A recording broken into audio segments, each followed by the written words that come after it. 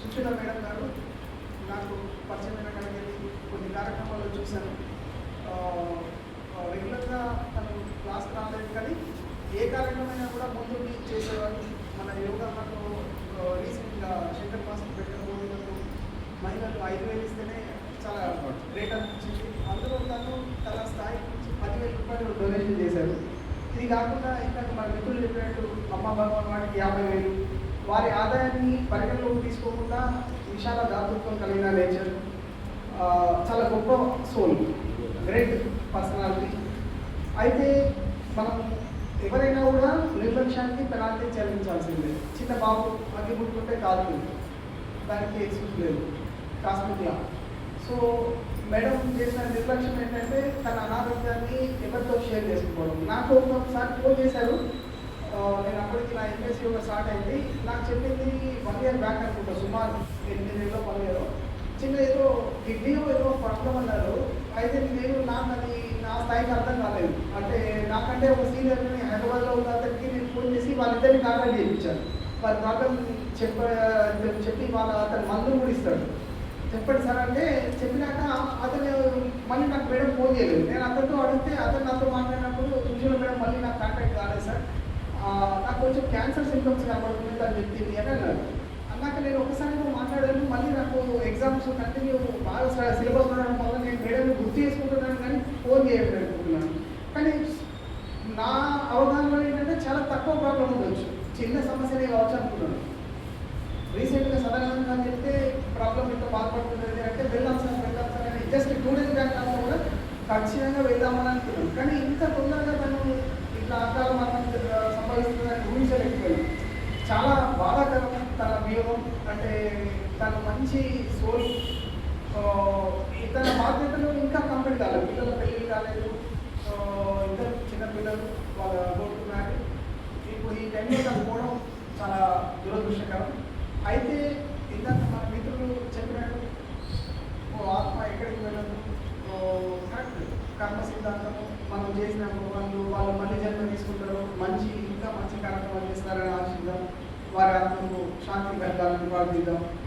అయితే దాంతోపాటు మనం ముఖ్యంగా నిన్న ఒక మేడం చెప్తున్నారు, అంటే కొంతమంది ఏమిటంటే ఇప్పుడు యోగా నేర్చుకున్నా కూడా అనారోగ్యం వస్తుంది, చనిపోతున్నారు కదా, అట్లా కూడా ఆలోచిస్తున్నారు జనాలు, అంటే లోకల్ వ్యూ. అయితే మనం ముఖ్యంగా అందరం కూడా అవగాహన ఎలా ఉండాలంటే, ఇప్పుడు ఎవరికైనా కూడా మరణం తప్పదు. మన పూర్వజన్మదాన్ని బట్టి ఆదిత్యరాజులు, అనాదిత్యరాజులు రకరకాలు ఉన్నాయి. మనం ఎప్పుడు ఆయుష్ అనేది డిసైడ్ అయిపోతే చనిపోతాం, కానీ కాకపోతే మనం ప్రయత్నం చేయాలి. ఇప్పుడు మేడం అంటే మనం చేయాల్సింది ఏంటి, ఇప్పుడు మన ప్రయత్నం పూర్తిగా చేయాలి. ఇప్పుడు ఫర్ ఎగ్జాంపుల్ మేడం ఏం చేసింది, మనం మెడిటేషన్ చేసింది, భగవద్గీత చేసింది, యోగా చేసింది, మంచి పనులు చేసింది. ఎక్కడ ఏంటంటే నాకు కనిపించేది ఏంటంటే, మనము ఇప్పుడు బావిలో ఉంటున్నాం, నీళ్ళు వస్తాయి, ఒక చోట గట్టిగా తవ్వాలి, కొంచెం ఇక్కడ కొంచెం అక్కడ కాదు. 4 మార్గాలు ఉన్నాయి చౌరస్తా, అన్ని మార్గాలు కూడా డెస్టీ పోతాయి. ఏది తక్కువ కాదు, ఏది ఎక్కువ కాదు, ఏది తక్కువ కాదు. మనము భగవద్గీత నేర్చుకుంటే మంచిదే, రామచంద్ర మిషన్ మంచిదే, అమ్మ భగవాన్ ఏదైనా స్పిరిచువల్ మనది.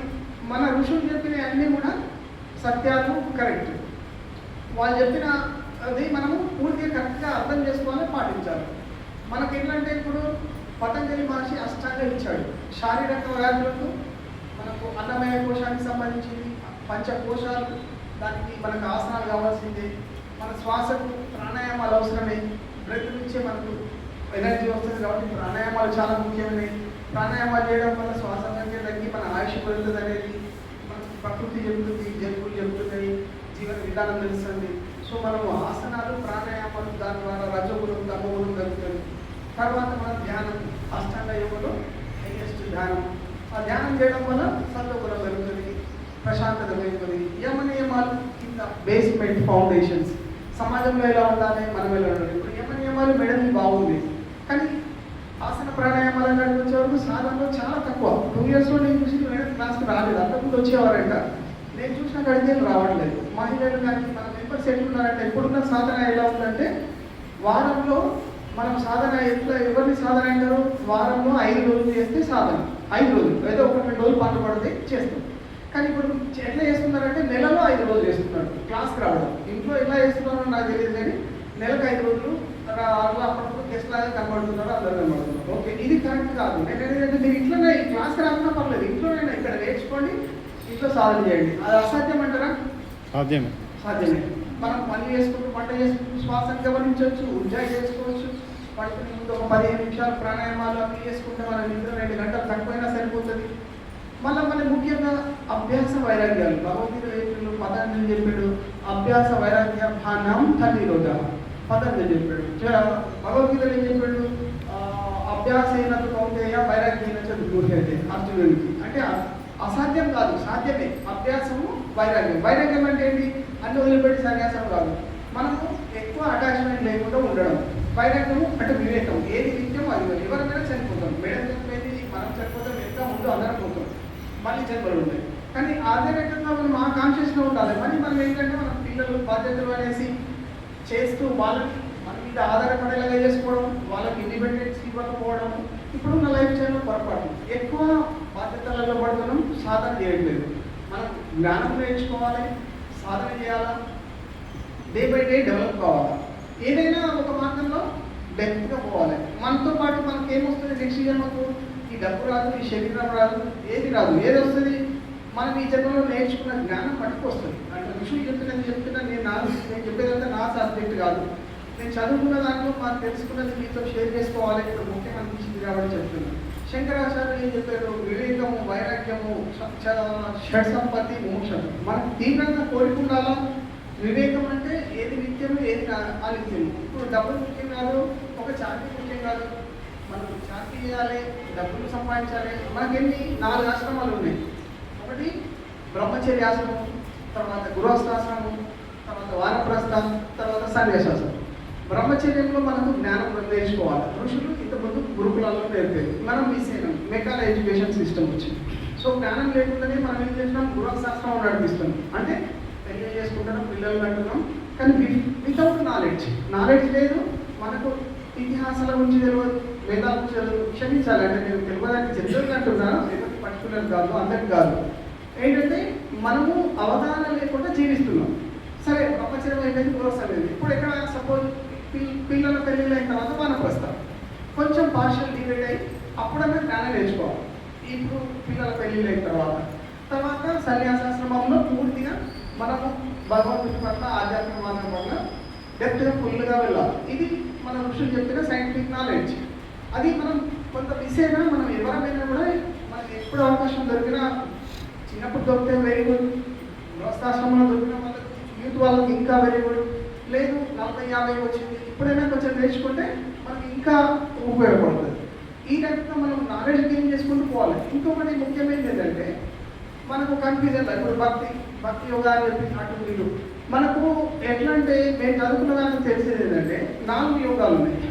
భక్తి యోగ, కర్మయోగ, జ్ఞానయోగ, రాజయోగ. మనకు జ్ఞానయోగ వెరీ ఇంపార్టెంట్. అనేది జ్ఞానం ఉంటే మనకు భక్తి అర్థమవుతుంది, కర్మ ఎలా చేయాలో తెలుస్తుంది, మనసుని ఎట్లా కంట్రోల్ చేసుకోవచ్చు. మనకు సాధన ఏంటి? అష్టాంగ యోగ అంటే రాజయోగ, మనసుని కంట్రోల్ చేసుకోవాలి. సాధనతోటి ఇందాక నేను అన్నాను, రజోగుణం తమోగుణం తగ్గించుకొని దాని ద్వారా సత్వగుణం పెంచుకోవాలి, కూడా అవసరమే. తర్వాత సత్వగుణం అంటే దాటి నిర్గుణంకి వెళ్ళాలి, ఇవి కూడా దాటాలి. ఇది మన కృష్ణుడు చెప్పినది ఇదే. మనము ఏది కొంచెం చేస్తున్నాం. భగవద్గీత నేర్చుకున్నాం, అన్నీ నేర్చుకున్నాం. కాకపోతే ఫిజికల్, శారీరకంగా ఇప్పుడు దుర్బలం ఉన్నది.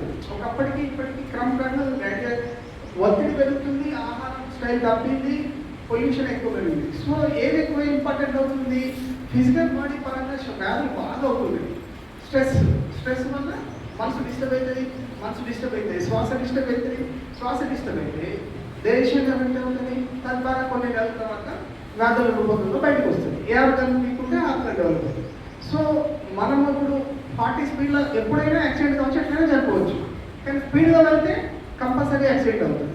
స్పీడ్గా వెళ్ళడం ఎంత పొరపాటు, సాధన చేయకపోవడం కూడా అంతే పొరపాటు నా దృష్టిలో. కాబట్టి మనం సాధన చేద్దాము, ఫిజికల్, అన్నమయ, ప్రాణమయ, మనోమయ అన్ని రకాలుగా తెలుసుకుందాము, వైరాగ్యంతో జీవిద్దాము. మనతో పాటు వచ్చే ఈ నాలెడ్జ్ని నెక్స్ట్ దానికి క్యారీ ఫార్వర్డ్ చేద్దాం. ఇది ముఖ్యమైన నాకు అనిపించింది, మీకు చెప్పాలనిపించింది. బహుశా ఎవరికైనా ఏమన్నా కరెక్ట్ అయిపోతే చెప్పండి. వారి ఆత్మశాంతి కలుగుతాం. వారి జీవితాన్ని మనం ఒక స్ఫూర్తిగా వాళ్ళు చేసిన మంచి పనులు గుర్తు చేసుకుందాం, వాళ్ళు చేసిన నిర్లక్ష్యాన్ని గుర్తు పెట్టుకుందాం. దయచేసి అందరూ కూడా సాధనని పెంచుకుందాం. ఇప్పుడు ఒక యోగా టీచర్కు హార్ట్ అటాక్ వచ్చింది అనుకుందాం. అతను యోగా చేయడం వల్ల ఎక్స్టెన్షన్ అయి ఉంటుంది. ఒక సంవత్సరం ముందు చనిపోవాల్సిన అతను ఇప్పుడు చనిపోయాడు, ఒక 6 నెలలు పోతుంది. అట్లా ఆలోచించాలి కానీ యోగా చేస్తే చనిపోతారు కదా. చాలా మంది ఐస్ క్రీమ్ తిన్నా చనిపోతుంది, తినకుండా చనిపోతుంది, చేయకుండానే అయిపోతుంది కదా అనే మూర్ఖత్వమైన ఫిలాసఫీ వద్దు. మనం ఋషులు చెప్పింది పాటిద్దాం. ఇప్పుడు వచ్చిన మాటలు ఏదో అన్నీ కనిపిస్తారు, వాటిని కూడా అక్కర్లేదు. మనం ఋషి నాలెడ్జ్ని ఫాలో అవుతాం. యోగ విద్య అద్భుతమైంది, అష్టాంగ అద్భుతమైంది. సో దానికి సంబంధించిన జ్ఞానం పెంచుకుందాం. దాంట్లో వెళ్ళిన వాళ్ళు ఎవరు నష్టపోరు. కమింగ్ జనరేషన్స్, పాత జనరేషన్స్ అవసరమే, నెక్స్ట్ జనరేషన్కు ఇంకా అవసరం. మనం తెలుసుకోకపోతే మనం నెక్స్ట్ జనరేషన్కు ఏం చెప్పలేము. వచ్చే జనరేషన్కి ఇప్పుడు చూడండి, చిన్న సెల్ ఫోన్ వల్ల చనిపోతున్నారు. చిన్న వాటికి పిల్లలు మార్క్స్ రాలేదని రీసెంట్గా చనిపోయిన పిల్లలు. వీటికి సొల్యూషన్ ఒకటే, మనము జ్ఞానం తెలుసుకోవాలి. జ్ఞానం ఎక్కడుంది? జ్ఞానం ఎక్కడ దొరుకుతుంది చెప్పండి? గురువుల నుంచి. ఇంకా ముఖ్యంగా ఏంటంటే మనకు వేదాల నుంచి జ్ఞానం వచ్చింది. వేదాల సారము ఉపనిషత్తులు. ఉపనిషత్తుల కంటే ఇంకా సింప్లిఫైడ్ అయింది బ్రహ్మసూత్రాలు. బ్రహ్మసూత్రాల తర్వాత ఇతిహాసాలు, రామాయణ మహాభారతాలు. మనకు కావాల్సిన జ్ఞానం అంతా ఉంది. వాటి నుంచి కొంచెం తెలుసుకుందాం. వారి ఆత్మకు శాంతి కలగాలని ప్రార్థిస్తున్నాను, కోరుకుంటున్నాను. మా శంకర్ మాస్టర్